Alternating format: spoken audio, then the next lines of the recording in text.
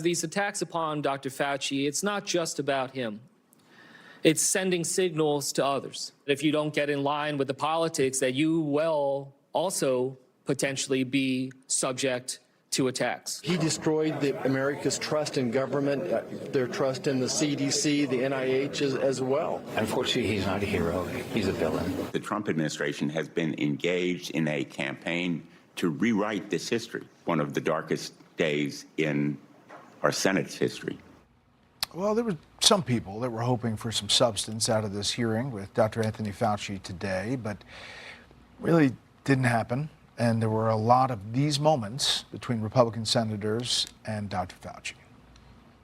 Did you literally lie to your own diary? On the advice of counsel, I respectfully decline to answer. 1 million people dead, you're getting rich. Isn't that true, Dr. Fauci? On the advice of counsel, I respectfully decline to answer. Do you feel like you're indeed who the do you think you were? On the advice of counsel, I respectfully decline to answer based upon my rights under the Fifth Amendment to the Constitution. Fifth Amendment of the Constitution. What does the Fifth Amendment of the Constitution say? On the advice of counsel, I respectfully decline to answer. This committee has scheduled a vote next week on a resolution certifying your contempt.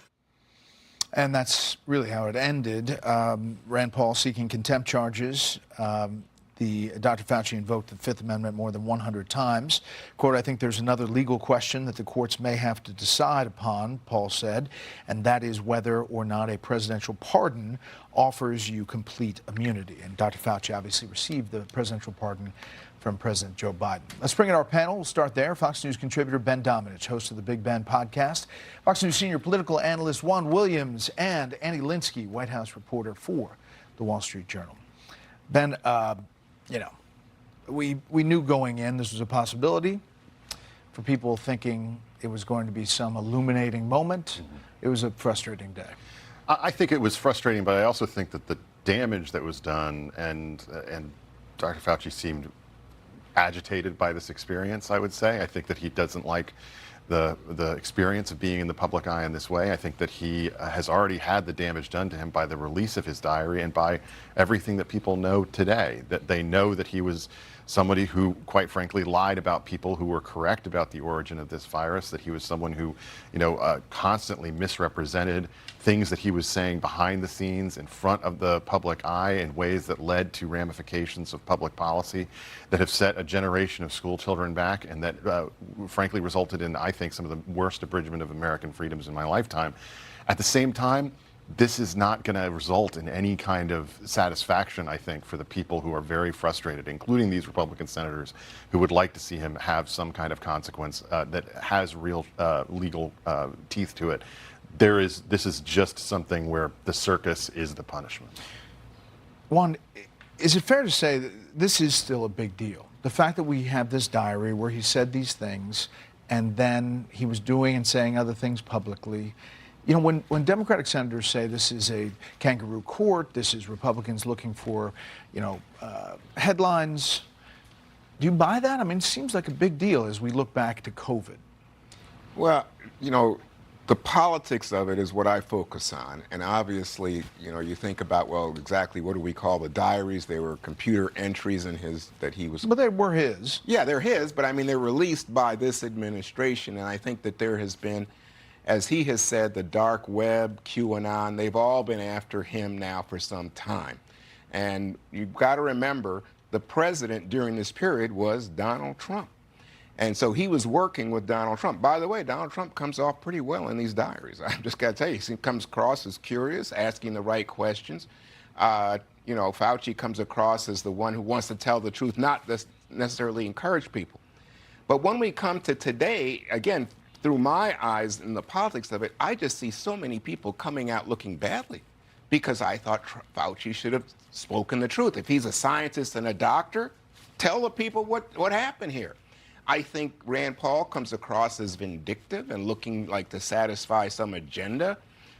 He has called for Fauci to be prosecuted by the Department of Justice without any evidence that the man did anything wrong. But I mean, wait a second. He asked for a pardon.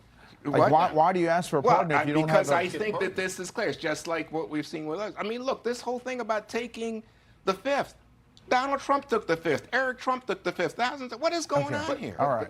Look, I just have to dispute something. You cannot just put this on the dark web and QAnon.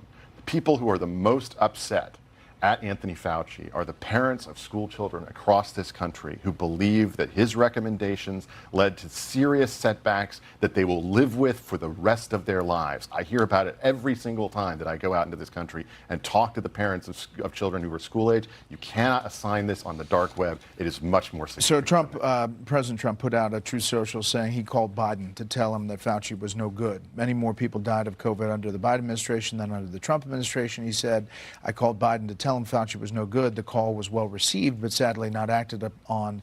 Biden went on to give Fauci vast destructive power. The rest is history. Listen, everybody, Annie, is trying to recast the COVID years. The big part is that we have to learn from them. And today we didn't learn a lot. Yeah, I think it was not a day where light was shed in any way, shape, or form. I mean, I do think the Republican senators in that hearing were, certainly channeling, to Ben's point, a very real anger in the country about what happened during those years. It did make me think, though, of Republican ad makers who I remember talking to about tone, and they often found that a more effective tone in these moments is sort of a more in sadness than in anger, and that was not the choice that those Republicans chose to take. And so I don't know that today changes that much or moves a needle one way or the other. But I mean, going forward for Dr. Fauci, the Florida Attorney General said today that he is opening an investigation in Florida into Fauci, and the pardon that he was granted by Biden does not apply to state rules. So this does not end today for Dr. Fauci. All right, let's turn topics. Last night on Special Report, we reported these missiles, Iranian missiles, to a U.S. base in Jordan. They were fortunately shot down, intercepted. The president was asked about the retaliation that he said is coming to Iran today. We're going to be hitting them very hard because it's our turn to hit them. They know it's coming. They're asking us not to do it, but they tried shooting it last night. So we had 5 rockets shot going 8,500 miles an hour. And all 5 rockets were knocked down to the ground, but they nevertheless took a shot. This back and forth. It seems like the president's committed to striking hard and seeing what that does. I think that we have a situation here that has to be decided. It has to be put in front of the American people. What is the definition of victory? What is the path to get there? And, however hard the president thinks he needs to hit the Iranians, he should do it. He needs to recognize at this point that Republicans in his ear who want to soft walk this, who think it's going to benefit them somehow to go into these midterms without victory when it comes to the definition accepted by the American people, that is no hope. It is not going to save you. The politics of this one are upside down.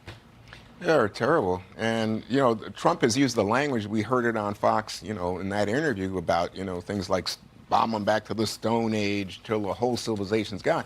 The war goes on, and he needs to find a way out, I think, to Ben's point. Everybody's looking for a way out, and with gas prices, oil, and the stock market reacting, not good. All right, panel, thanks. Be sure to like and subscribe for all the Fox News latest on YouTube and catch full shows streaming now on Fox One.